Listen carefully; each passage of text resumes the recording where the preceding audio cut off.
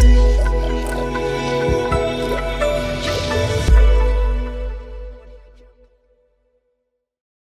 guys, welcome back to some more AFK Arena. Today we're back on the Graveborn account. We know patch notes 1.72 are coming up tomorrow, but what else is going on in the AFK Arena community? Let's go ahead and look over on our dev notes. So will there be a chance for players to reset their engraving? Yes, that is right, guys. The developer, Kun, said there will be an option to reset our engraving. So if you're looking at Wilders, if you're looking at the Lightbearers, remember, we still do have the Mauler and the Graveborn engraving to come up. Since the launch, there's been a lot of different engravings within the faction system. We hear you, we address the issue. There's going to be a solution, which a limited time event is scheduled after the release of the Graveborn. So we're not sure if this is going to be a reset scroll, a swap scroll, if there's only going to be one, if there's going to be multiple ones. It is yet to be seen, but you are going to have the option to swap your Eternal engraving. So for myself, I engraved Flora all the way to 60.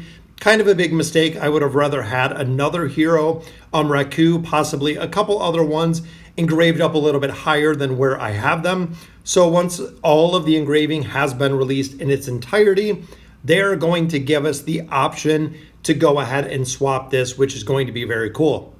The next one we look at is the Isle of Gold. Everybody loved this event. A lot of people, when it started, absolutely hated it.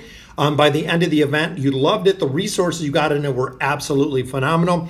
Yes, we plan to bring back the Isle of Gold early October based on feedback from last time, which a lot of players gave feedback. They're going to make the following optimizations, improvements to the game experience. This is just a summary of changes. Once it comes up on the test server with the changes, of course, it can change a little bit depending on the feedback, again, from the players. Pillaging was time consuming. That was my biggest thought. With the battles, it was very hard to defend your resources. Even having a super heavy defensive structures is what I focused on this round of the Isle of Gold. Didn't work very well, but it was really getting back to the AFK Arena, the AFK aspect of this game. It was a ton of time to go ahead and pillage. Troublesome moving construction buildings to another position. Any plans? Now they're just introducing an edit mode so you can freely move all of your buildings. Very cool. So it's not going to make a difference where you put the buildings, because you can ultimately just go ahead and swap them to wherever you needed to. Suggested number 3, that's what I was talking about. Defending your resource from being pillaged was hard, guys.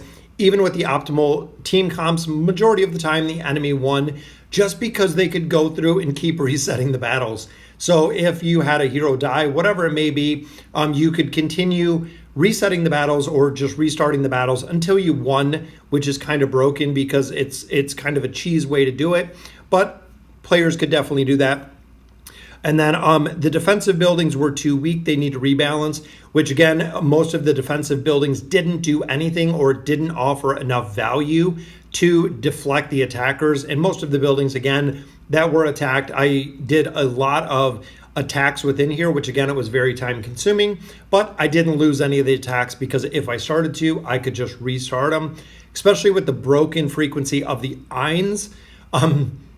Just kind of crazy with the ults that he could do, and he could dominate and use them over and over and over.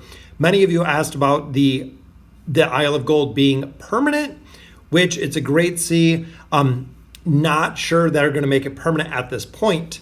So next one, Legends Championship. So this is specifically from PvP, which Cappuccino is looking at this one. Determine the winning teams. A lot of players are super frustrated when the battle timer runs out. So they're actually looking to kind of test or add another aspect in here. So if the timer does run out on the battlefield, it's going to be a fiercer battle.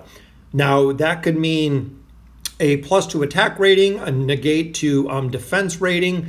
When one team is entirely wiped out, it will end it. So we do see this in a lot of other RPG games or a lot of gacha games, a lot of idle games, that when the timer expires, it goes to like a big boost depending on the rounds is what I've seen with a lot of games. So you have a 50%, let's say, reduction in health, which is in Axie Infinity, or you'll have some damage that enemies take, or you're going to increase the attack rating till one team wins, which is very cool with the adjustment in there. Again, this is a lot of the frustration that players have shown and have really looked at. So again, AFK Arena and Lilith is looking at the content and looking at the feedback that we're giving to players or they're receiving from players and making adjustments, which is very cool to see. So the next part we're going to look at is absolutely one of my favorites, which is, there it goes, guys, the Dismal Maze. So I was kind of looking at this. I was reading about it quite a bit. So it shows in here, each small team is comprised of 3 players. Once the team is full, the maze will begin. Heroes that reach Legendary Plus can be shared among members belonging to the small team. If any small team member completes the Dismal Maze, members of the team may use the quick battle function to quickly complete the maze and receive the maze rewards. So to me, this is an absolute necessity. So essentially, if it's comprised of 3 players, I run 8 accounts. It is going to allow me to run the Dismal Maze not as much as I do. One of the hugely disappointing things that I found within this is, as much as I love running the Dismal Maze, and I do multiple times by the reset, is this is only coming right now as a short period of events. So it is actually 9/16 through 9/30. So we're only going to have about 2 weeks of the Abyssal Aid coming soon. I'm going to check this out actually a little bit later on the test server. Most of you know that I've been on vacation. Haven't had much time to look at Granite or the Abyssal Aid on the test server to see exactly how it works. But ultimately, it is going to add a AFK functionality or kind of more of an idle feel to the game, which is awesome because I feel like this game has gotten super far away from that. And we really need a lot of things to make it easier, which is exactly what this is going to be. So one more thing that they do have up on Facebook before we conclude this video, which I love, guys, is here is our Abyssal Expedition bosses. So we have Aziz, we have Goalless, we have the Balancer. They have a voting on Facebook that shows exactly which boss you've liked the best. Me personally, I like the very first one. I like Goalless. I think he was such an amazing, different hero to the game or enemy to the game. When we fought him the first time, there was kind of a general dynamic of how you had to fight it with the tentacles, the mind control, a lot of different things.